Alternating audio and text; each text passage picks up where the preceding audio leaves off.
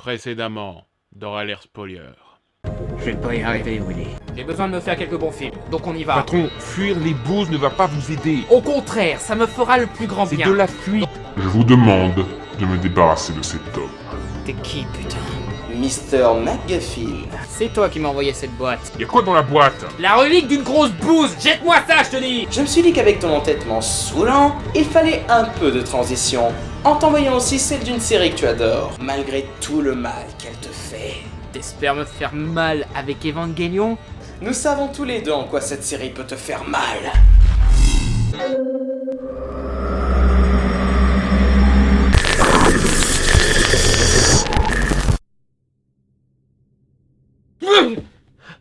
Willy?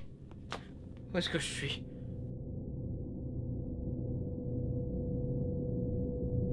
Bienvenue. Like an angel who has forsaken sympathy, rise up, young boy, and make yourself a legend.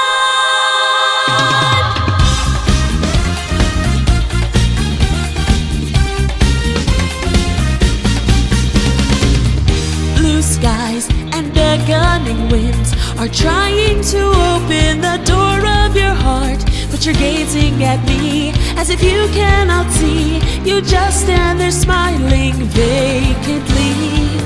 Your eyes hold such innocence. You're blind to the fate that will soon come to pass. But it's summoning you with a touch like a sigh. You seek it without knowing why. But someday I know that you will be awakened and your eyes will finally see. These wings on your back are just waiting to guide you. The future will soon set you free. This cruel thesis, a spiteful angel's litany, will soon soar from the window of your destiny. White hot pathos, a desecrated symphony. Stay true to this and don't betray your memory. Come now, reach out, you must embrace reality. Rise up, young boy, and make yourself a legend.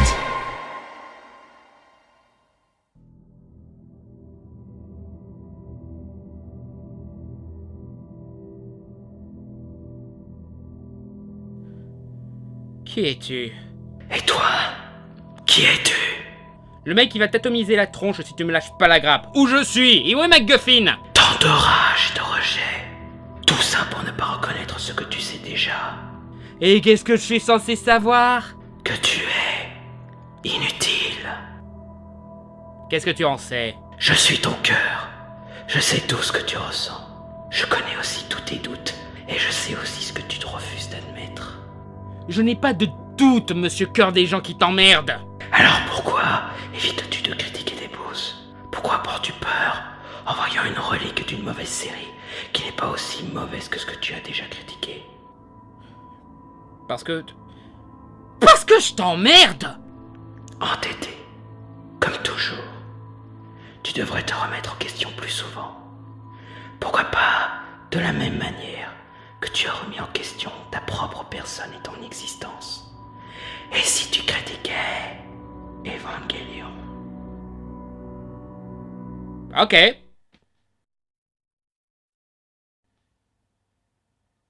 J'ai dit ok. Pourquoi t'es pas surpris? Parce que tu préfères te réfugier dans ce que tu connais comme excellent, même si dans le fond, tu as peur de cette série. Peur d'Evangelion? Je n'ai pas peur, et je vais te le prouver. Fais péter Evangelion. Evangelion, ou dans son titre complet Neon Genesis Evangelion, mais tout le monde dit Evangelion parce qu'on est des fainéants du blabla, est un classique de la Japanimation. C'est l'un des plus grands animés jamais réalisés, qui laissa une marque indélébile et redéfinit non seulement la vision occidentale des animés, mais aussi les animés en général. Non seulement dans sa qualité d'animation, mais aussi dans son écriture de personnages et de mélange thématique. C'est un petit peu comme The Dark Knight, Matrix ou Avatar, ça a ouvert de nouveaux horizons que le reste de l'industrie se devait de suivre. À qui tu parles? Si tu es mon cœur, tu sais à qui je parle. Mais tu ne sais pas à qui tu parles à travers ce quatrième mur que tu idolâtres tant. Et comme avec ces films-là, des tas de critiques se sont donnés à cœur joie pour chipoter sur des trucs qu'ils ont interprétés à tort comme des défauts. Je veux dire, c'est pas si compliqué que ça d'accepter qu'un truc peut mériter son succès. C'est pareil avec Gravity, Mad Max Fury Road ou La Reine des Neiges. Ce serait intéressant de critiquer ça, tiens. La série a été créée par les studios Gainax, mais surtout par Hideaki Anno, à qui on doit déjà l'excellente série Nadia et le secret de l'eau bleue, série qui hélas a eu droit au massacre habituel de la localisation occidentale. Une petite fille.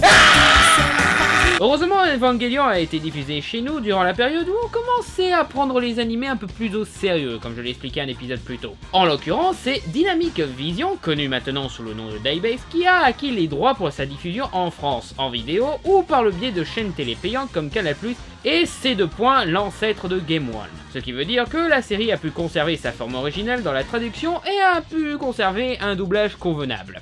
Pour l'époque de Ken le Survivant et Digimon. Bien sûr. Permettant à nouveau de prouver aux Occidents que les animés n'ont pas besoin d'être massacrés pour plaire. Faut dire, au vu de contenu de la série, je pense qu'ils ont compris qu'il fallait surtout pas montrer ça à des gosses.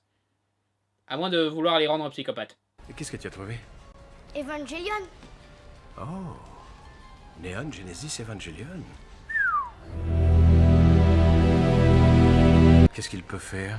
Bah, c'est un gentil, il vole, il a une épée d'argent pour tuer les méchants. Mais faut vraiment que quelqu'un lui dise. Donc, la série se passe dans le futur, en 2015, à Tokyo 3, une ville née après la catastrophe appelée le Second Impact, qui a ravagé la planète en 1999. Double oups. Une organisation du nom de Nerve a été créée pour éviter un troisième impact, en combattant des monstres gigantesques appelés Anges, grâce à, parce que c'est le Japon, des robots géants appelés Evangelion ou Eva. Mais pour des raisons encore inconnues, seuls des ados peuvent conduire un Eva. Donc le patron de la Nerve, Gendo Ikari, y met le fils qu'il a délaissé, Shinji Ikari. Mais ça concerne mon père? C'est son travail à lui, qu'est-ce que j'ai à voir avec ça? On a un Donald Renew! Et ça tombe bien, au moment où il arrive, un ange attaque.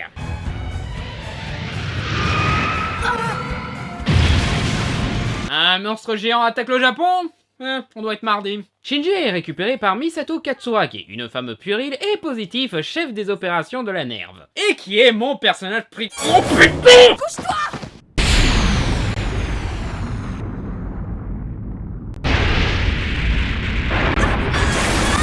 Quel est mon personnage préféré dans South Park? Ah! Ouf! C'est moins une! Shinji est alors emmené au Geofront, une base bunker-ville souterraine servant de lieu stratégique contre les anges. Mais quand on explique au gamin de 15 ans en pleine puberté, ayant vécu en pension, renié par sa seule famille et qu'on oblige à jouer de violoncelle, qui doit monter dans un robot géant et dégommer des monstres parce qu'il est le fils du patron qui l'a jeté comme une merde, bizarrement il n'est pas joyeux. Mais quand il voit que l'autre pilote qu'ils ont sous la main est une jeune fille qui n'a pas encore cicatrisé, il prend sa décision. Je ne dois pas fuir. Je ne dois pas fuir. Je ne dois pas fuir. Je ne dois pas fuir. Je ne dois pas fuir. La 7ème ligne circulaire de Tokyo 3 vous remercie d'avoir choisi ses services. Ah, je déconne. Il accepte et prend le contrôle du robot. Bon, je suis mal, mais bon, avec de la chance, j'aurai juste appuyé sur un bouton et il n'y aura pas de remue-ménage.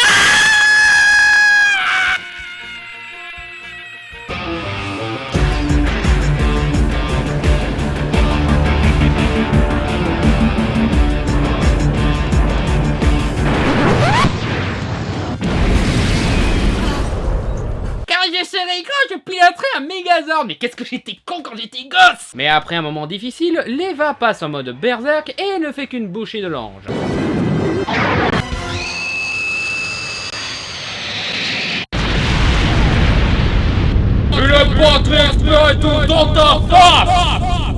Mais ce n'est qu'une première victoire dans un long périple qui attend Shinji, Misato et les autres pilotes d'Eva. C'est le principe de base de la série, des adolescents qui combattent des gros monstres en pilotant des robots géants. Comme dans un paquet d'autres animés mecha. Sauf que là où réside le génie de la série, c'est dans son exploitation du concept. Dès le deuxième épisode, on comprend que ce n'est pas qu'une série banale de gentils contre des monstres, mais un drame psychologique. ce qui est parfaitement démontré par le personnage de Shinji. Shinji est un des personnages les plus détestés de l'histoire de la Japanimation. Ce qui est un petit peu injuste, mais faut reconnaître que ça débarque pas de nulle part. Shinji est un pleurnichard, se plaignant de sa vie malheureuse, de sa condition d'enfant abandonné, n'ayant aucune personnalité, ne sachant jamais s'affirmer, incapable de prendre une décision par lui-même. Bref, un ado quoi. Ouais, dit comme ça, c'est un petit peu complètement con de se plaindre de Shinji, hein? C'est un putain d'ado à qui on a confié le sort du monde, vous croyez quoi? Que ça va se passer aussi bien que dans Power Rangers, juste faire un top là après avoir fait exploser des pétards sur un monstre en carton? Evangelion détourne justement la situation de ces histoires de Sentai et de mecha et leur apporte une dimension plus réelle pour un but que j'expliquerai plus tard. Et encore, si les problèmes de Shinji se résumaient qu'au fait qu'il n'est qu'une boule d'émotions incontrôlable et instable... Tu connais le dilemme du hérisson? Le hérisson? Le truc qui pique? Lorsque les hérissons cherchent à se réchauffer, ils se rapprochent et se serrent les uns contre les autres, mais alors ils se blessent. C'est pareil pour certains humains. Notre Shinji a peur de souffrir, alors il préfère rester à l'écart, bien à l'abri dans son cocon. Je peux comprendre que ce soit frustrant à force de voir tout le temps ce personnage cogiter comme il le fait, mais en même temps... Comment croyez-vous qu'il se sente? Lui aussi, ça le frustre d'être comme ça. Il se déteste lui aussi pour être aussi faiblard. Je n'ai rien pu faire d'autre que fuir Misato à ce moment-là. Je n'ai rien pu dire, rien pu faire. Parce que je ne suis encore qu'un gamin. C'est ce que j'ai compris.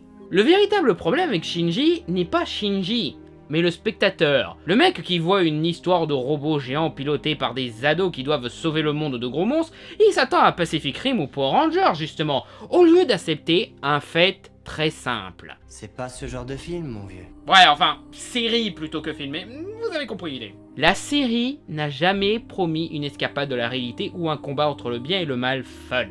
Il a toujours promis une approche psychologique réaliste d'ado face à ce genre de danger. Reprocher à Shinji d'être un chieur est du même niveau que de reprocher à Tony Stark d'être un imbécile impulsif ou de reprocher à Hannibal Lecter d'être aussi méchant et monstrueux. C'est le but du personnage. À quoi tu t'attendais? Vous ne voulez pas voir un gamin jeune? Eh bien, qu'est-ce que vous foutez là? C'est qui le gamin en question? Shinji ou toi? Ta gueule. En fait, ce qui me fait marrer, c'est que le 3e épisode est un message très clair envers les mecs habitués aux héros à la Schwarzenegger, qui détestent l'aspect pleurnichard et incompétent de Shinji, pour les mettre à la place du gamin en leur disant « Imagine ce qu'il ressent, connard !» Seulement, tu ne sais pas quoi dire pour permettre à ce personnage de progresser, car tu es aussi ignorant de ce ressenti que lui. Et donc, le téléphone ne sonne pas. Donc ouais, Shinji n'est pas le plus grand de tous les héros. Misato de l'autre côté, c'est Misato qui commande le tout, c'est Misato qui décide comment combattre l'ennemi, c'est la plus déterminée à combattre les anges et sauver le monde, elle pourrait les mordre si elle le pouvait, c'est même elle qui enquête sur la nerve et tout. Donc si vous voulez un héros, vous voilà servi. Misato est génial, et c'est de loin mon personnage préféré de South Park. Non mais oh, c'est dégueulasse! Oh. J'espère que j'aurai assez de clips de South Park sous la main. Mais enfin oui, Misato est une bien meilleure héroïne, principalement parce que son caractère nous l'a fait apprécier très facilement. Bon, ok, le fait qu'elle soit sacrément sexy est docile. Mais en plus de ça, dans les moments sérieux, elle est assez active. Elle guide Shinji, n'hésitant pas à l'engueuler si nécessaire, même si ça risque d'aggraver le cas du petit. Et surtout, elle suit son petit bonhomme de chemin. C'est avec elle qu'on explore les sombres secrets de la Nerve et de ce qui se passe avec les anges. En fait, c'est assez similaire à Frodon et Gandalf, le héros sur qui tout repose, qui subit une souffrance inimaginable mais fait quand même face, et le personnage que tout le monde préfère parce qu'il est cool, actif et a même sa propre enquête. Et aussi, son positivisme n'a d'égal que le drame de son histoire. Son père l'avait emmené dans une base de la Nerve il y a 16 ans, une base où aura lieu le second impact. Elle était aux premières loges quand la catastrophe a eu lieu, et c'est son père, mourant, qui l'a mise dans une capsule pour la sauver. Elle a perdu la parole après cet événement, et elle passa des années sans avoir dit le moindre mot. Et quand elle reprit l'envie de parler, elle devint la femme super énergique et positive que l'on connaît, histoire de rattraper ce que le second impact lui a pris. Bref, ce que Shinji pourrait être une fois adulte s'il arrête de pleurnicher, rendant la relation entre les deux très intéressante.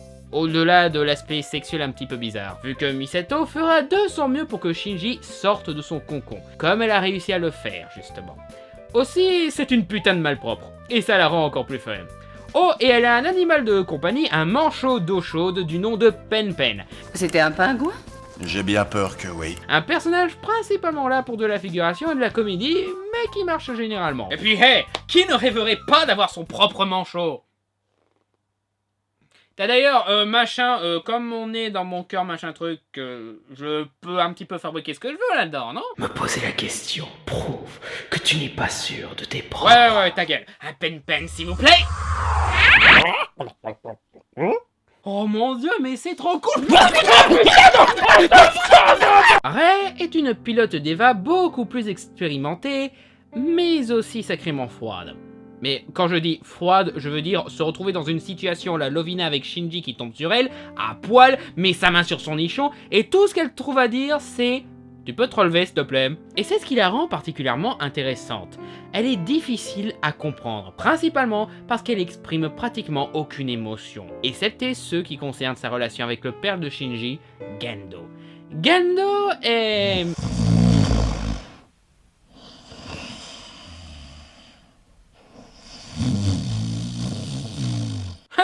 Déjà vu.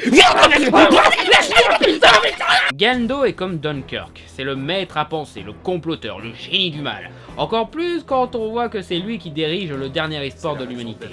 C'est un personnage qui gagne en profondeur au fil des épisodes, mais en gros c'est un connard qui n'en a rien à foutre de son fils et qui se concentre que sur une chose, le plan de complémentarité de Love. Un mystérieux projet comploté par une organisation du nom de Zéleux, qui finance dans l'ombre la nerve. Mais on reviendra là-dessus quand ce sera plus important. Revenons à Ray. Comme souvent avec les animés, beaucoup ont fantasmé sur une relation amoureuse entre Shinji et Ray. Et je comprends le charme de ce couple, mais les thématiques de la série montrent que cette relation n'est pas bonne. Pardon ? Et non, mon petit Pen, elle est pas... Même pas capable de contrôler ta propre imagination. Si, je la contrôle, seulement cet épisode a besoin d'un petit peu d'humour pour tenir. Juste une façon de fuir ton ressenti. Elle va me coûter cher ta psychiatrie à 2 balles? J'en viens au 3e sommet du triangle amoureux de la série, Asuka. Asuka est une adolescente allemande pleine d'énergie, passant son temps à se plaindre, à critiquer, à rabasser ses collègues, allant même les insulter, et, n'ayons pas peur des mots, c'est une pétasse. Je ne comprends pas comment les Japonais peuvent être à ce point inconscients. Soyons amis, d'accord? Pourquoi? Parce que ça m'arrange. Alors, on s'embrasse? Hein? Mais qu'est-ce qui te prend? Rien, je m'ennuie, c'est tout. Les gosses comme toi doivent se coucher tôt. Dodo! C'est tous les faits que je te fais? Et c'est celle que Shinji devra choisir. Ouais, désolé les fangirls qui ont écrit des tas de fanfics sur Shinji et Rei, mais c'est vrai, il doit choisir Asuka. Rei est grosso modo un fantasme, elle est la fille telle que l'homme voudrait, obéissante, belle, aucune gêne de se mettre nue, souriante que pour toi, et parce que cette série s'adresse aux otaku, cheveux bleus et pilotant un robot géant. Bref, c'est pour beaucoup la femme parfaite. En gros, une poupée. Je ne suis pas une poupée. Et si tu l'es? Seulement les spectateurs commencent à y croire parce que Shinji essaye d'y croire. De la même manière qu'un otaku qui tombe amoureux de sa housse de traversin avec une nana sexy dessinée dessus. Là où Asuka est une vraie femme. Celle avec du caractère, celle qui se plaint souvent, celle avec qui on a des problèmes en commun, celle qui te laissera pas te rincer l'œil aussi facilement, celle qui est impulsive, voire bizarre, bref, une vraie femme, pas une version fantasmée des femmes. Et pour sortir de son cocon, Shinji devra accepter de renoncer à Rei et accepter d'être avec Asuka. En gros, c'est comme Van et Allen dans Escaflowne. Il y en a beaucoup qui se plaignent d'Asuka, pas autant que Shinji, mais quand même. Mais comme Shinji, sans plaindre, c'est passer à côté du principal intérêt du personnage. Elle est censée être chiante, elle est censée se plaindre de tout et n'importe quoi. De plus, en explorant un peu plus le personnage, on comprend que sa connasserie est avant tout de la frustration. Sa mère s'est suicidée, après avoir tenté de la tuer. Ce traumatisme a fini par lui faire détester le monde entier.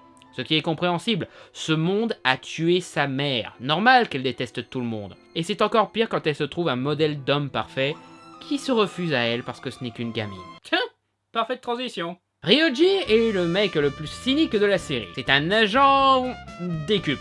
Il bosse pour la Nerve, il bosse pour la Zéleux, il bosse pour lui-même, et si ça se trouve, il bosse même pour d'autres organisations. De toute façon, il les trahira tous. Je l'aime bien, il est très sympathique et a ce mélange de cynisme et de positivisme assez fascinant. Il a eu une histoire avec Misato, mais elle a fini par rompre pour des raisons inconnues. Probablement qu'elle en avait marre de son air suffisant. Mais Ryoji est bien décidé à la reconquérir et même à l'aider à trouver le secret de la Nerve pour sauver le monde. Et sa motivation principale est tout à fait compréhensible. Et non, je ne dis pas ça juste parce que Misato est mon personnage préféré. Merde!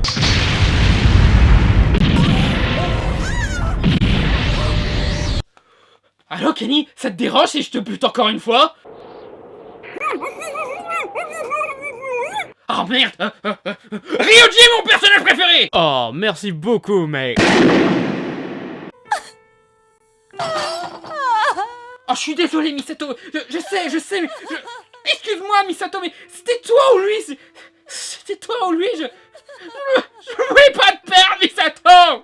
Je voulais pas! Souffrance. Ton seul cadeau à l'imaginaire. La ferme, toi! Les autres personnages sont corrects, mais leur intérêt est assez limité. Retsuko est la scientifique de la Nerve, celle qui maintient le bon fonctionnement de tout le matériel de combat contre les anges, mais aussi la santé et l'esprit des pilotes des EVA. Elle est principalement là parce que sa mère a contribué à créer la Nerve, les EVA et même l'ordinateur principal Magi, composé en 3 parties baptisées comme les rois mages et basé sur sa personnalité, son côté femme, son côté mère et son côté scientifique. Ritsuko n'est que l'ombre de sa mère, malgré Misato qui maintient au mieux la bonne personne qu'elle pourrait être. Mais c'est peine perdue.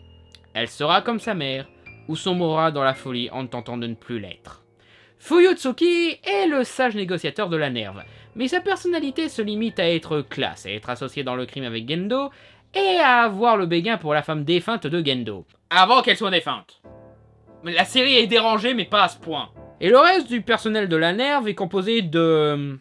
ce mec, et la plus importante, Machine là-bas. Les camarades de classe des pilotes sont pour la plupart anecdotiques. On a la fille qui se place des mecs, le nerd et Toji, le seul camarade avec un minimum de personnalité et d'exploitation. Comme je l'ai dit, c'est d'abord un mec qui déteste Shinji, ce dernier ayant involontairement envoyé sa sœur à l'hôpital lors de sa grande première, forcément ça l'aide pas à l'apprécier, mais il finit par voir que c'est encore plus dur pour Shinji, et finit par sympathiser avec lui. Même s'il le fait surtout pour continuer à avoir des excuses pour côtoyer Misato. Et on le comprend, elle...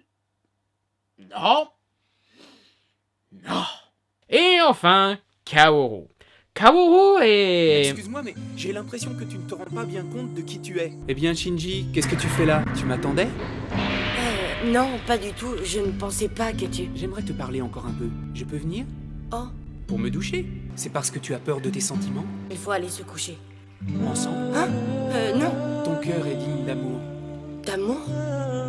De mon amour. Tu peux m'appeler Kaoru, Ikari? Je veux bien, mais si tu m'appelles Shinji... Non, ce n'est pas un gag.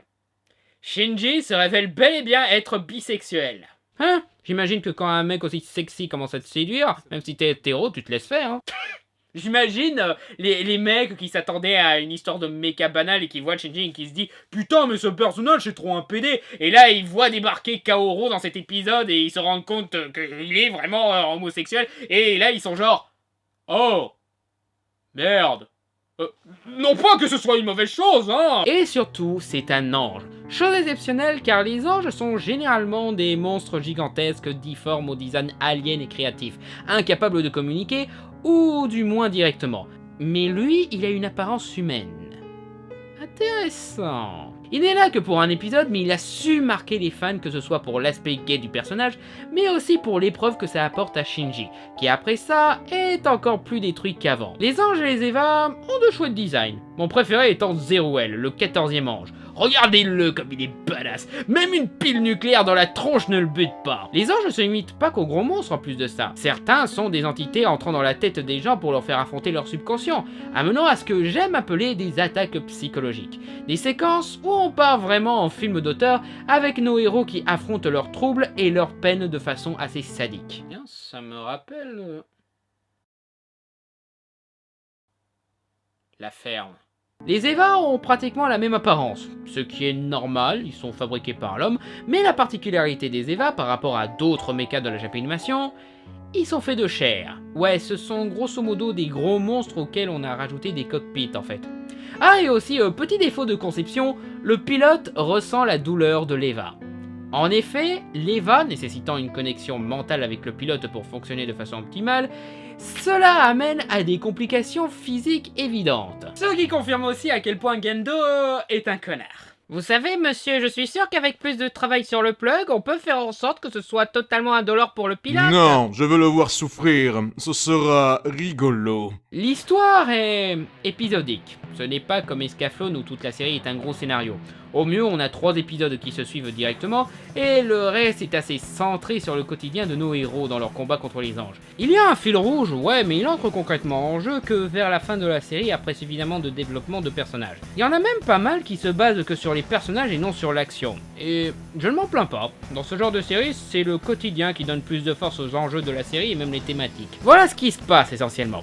Après quelques épisodes du quotidien, le recrutement d'Azuka et quelques anges dégommés, la Nerve commande un nouveau Eva, nécessitant donc un nouveau pilote. Mais lors de son premier essai, l'Eva se fait contaminer par un ange, donc notre trio est obligé de le détruire. Shinji refuse à cause du pilote coincé dans l'Eva fou, donc Gendo le force en activant le mode Berserk. Ce qui finit par la mort de l'ange, mais aussi par le pilote qui se retrouve grièvement blessé. Et le pire dans tout ça, c'est qu'après ça, Shinji découvre qui était le 4e élu. Le 4e élu, c'est... Destruction des restes biologiques. Préparez Toji. la stérilisation. Shinji. Shinji. Shinji. Shinji. Shinji. Non! T'es trop un connard, Gendo. Je veux le voir souffrir. Ce sera rigolo. Ça l'amène à son énième fugue où il en a marre de ses conneries. Mais il finit par revenir pour l'attaque du 14e ange, et Ryoji qui lui explique le vrai combat de la Nerve. Ils ont en leur possession un autre ange appelé Adam. Le premier homme. L'objectif de tous les anges et la raison pour laquelle ils attaquaient Tokyo 3 est la base de la Nerve. Car si l'un d'eux fusionne avec Adam, cela provoquera un 3e impact, mettant fin à toute vie sur Terre. Shinji sauve alors la situation avec un Eva passant en mode Berserk. Et si vous me dites que ce n'est pas un mode Berserk mais un demi-système, ce qui amène à une autre attaque psychologique qui laisse suggérer que son Eva contient l'âme de sa mère. Ou alors un sentiment lui rappelant sa mère, ce n'est pas sûr. Mais comme l'Eva protège le pilote en son sein comme une mère, Shinji pourrait simplement s'imaginer mentalement que sa mère est l'Eva. Asuka a droit à la même chose plus tard. Mais bon, comme la mère de Shinji a participé à la création des Eva, c'est fort possible que son fantôme soit dans l'Eva. Après ça, Ryoji met Misato sur une piste sur le secret de la Zelle, au prix de sa vie. Ce qui plombe totalement l'ambiance au sein de l'équipe. Surtout Asuka qui a du coup perdu le seul mec qu'elle pouvait supporter dans ce monde. Et l'attaque psychologique qui lui rappelle sa mère suicidée et tout n'aide pas. Elle sombre au plus profond du gouffre et ne peut même plus piloter d'Eva. Une autre attaque d'ange, mais cette fois Rei en mauvaise posture, qui se retrouve obligée de se sacrifier pour vaincre l'ennemi. Mais par miracle, elle s'en sort. Ou pas. Et la piste de Ryoji amène Misato et Shinji à découvrir le secret que cachait Ritsuko. Rei n'est pas humaine. C'est un clone. Littéralement une poupée interchangeable. Et ce n'est pas dit dans la série, mais il y a suffisamment d'indices pour comprendre que c'est un clone de la mère de Shinji. Tu t'es décidé? Si c'est un garçon, nous l'appellerons Shinji. Et Rei si c'est une fille. Une autre preuve que Shinji ne doit pas finir avec Rei. Il y a eu plusieurs versions de Rei créées pour piloter des Eva, et celle que Shinji connaissait est bel et bien morte au combat. Celle qui est sortie de l'hôpital est le 3e clone. Mais est-elle toujours Rei? Ou bien est-elle quelque chose d'autre? Donc, ouais, Shinji ne sait plus quoi croire. Et c'est là qu'arrive Kaoru. On l'a compris, passe! Mais comme je l'ai dit, c'est un ange qui vise un autre ange que la Nerve garde en sommeil dans les sous-sols. Mais quand Kaoru arrive à son objectif, il découvre que ce n'est pas Adam, mais Lilith, un autre ange maintenu en sommeil. Mais dans ce cas, pourquoi est-ce que la Nerve garde cet ange? Et aussi, où est Adam du coup? On sait que Gendo a l'embryon d'Adam, donc pourquoi a-t-il ce Lilith en sa possession? Shinji l'arrête et l'achève à contre-cœur, mettant Shinji dans la plus profonde des dépressions. La seule personne qui lui procurait du bonheur pur, et il l'a tué. Que faire maintenant? Et là on arrive au final de la série. Oh la vache.